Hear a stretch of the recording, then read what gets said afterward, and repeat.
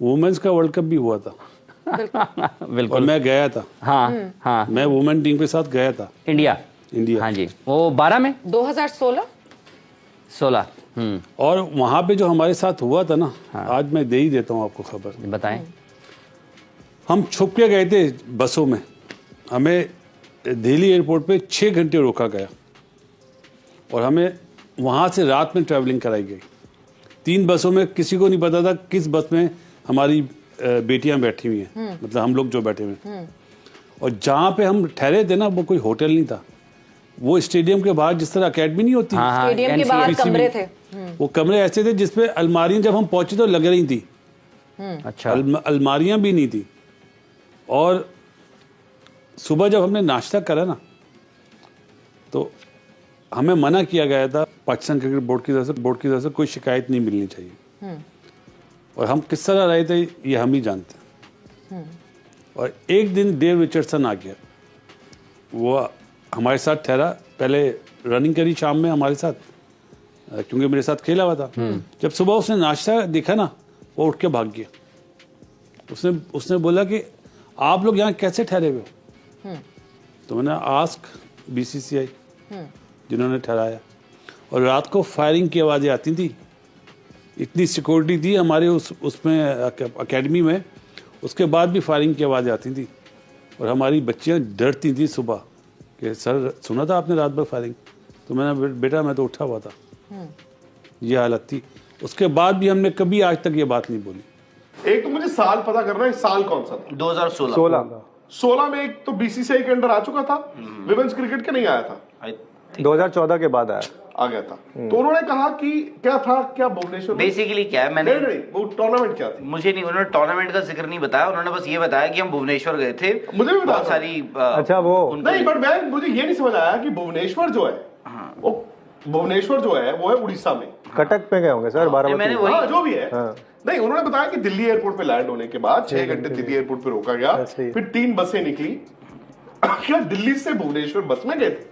ऐसा कैसे हो सकता है? 1800 किलोमीटर है। ऐसा तो संभव ही नहीं है कि आप थोड़ा सा ना वो लोकेशन वेन्यू में 1800 कंफ्यूजन है। और ऊपर से आप जिस बस में बैठे होंगे बासित भाई, हो सकता है आपको ना ड्राइवर ने घुमाया, बोला कि हम भुवनेश्वर जा रहे हैं और लेकर कहीं और चले, गाजियाबाद, क्योंकि 1800 से ज्यादा किलोमीटर की दूरी है। मतलब आपको हो सकता है बस में आप गए हो 2-3 दिन लग जाएंगे, आपका टूर्नामेंट मिस हो जाता है। मुझे लग रहा है 2-3 बातें मिक्स कर गए। एक बात मिक्स कर गए कि दिल्ली एयरपोर्ट पे 6 घंटे उनको वेट करना पड़ा, और शायद वो जो बसेस की बात कर रहे हैं भुवनेश्वर में हुई, वो यहाँ पे लोकल ट्रांजिट के लिए रुके होंगे, फ्लाइट चेंज करने के लिए एयरपोर्ट पे, और फिर वहां बसेस से गए होंगे भुवनेश्वर टू बारामती।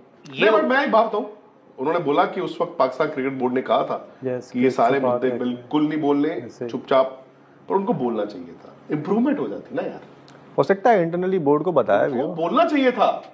तो आखिरी क्रिकेटर नहीं, उनके कुछ कमेंटेटर्स, तो आखिरी क्रिकेटर बासित अली ही रहे होंगे हिंदुस्तान में आने वाले कमेंटेटर्स आए होंगे। 16 में वसीम अकरम, शोएब अख्तर, 16 में तो 15 वर्ल्ड कप में शोएब अख्तर सर मुंबई में थे। 16 में तो T20 वर्ल्ड कप हुआ है यार, T20 वर्ल्ड कप 16 में भी हुआ है, 16 में तो वहीं पे थे। वो आईपीएल में भी थे।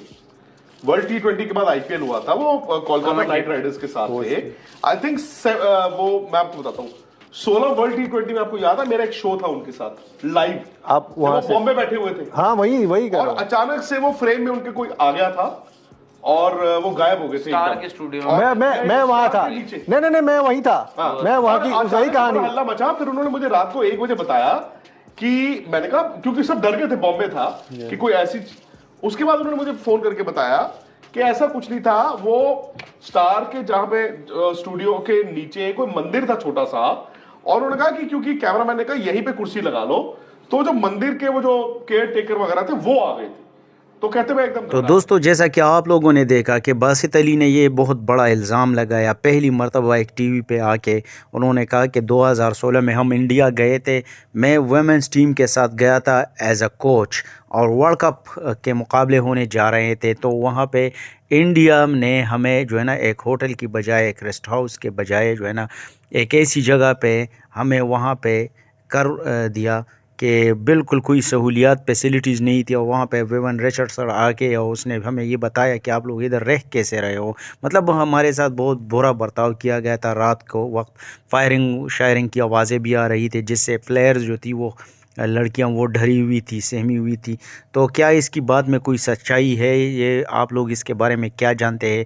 तो कमेंट सेक्शन में ज़रूर अपनी राय दें। भाई के चैनल को कीजिए सब्सक्राइब। मिलते हैं नेक्स्ट वीडियो में।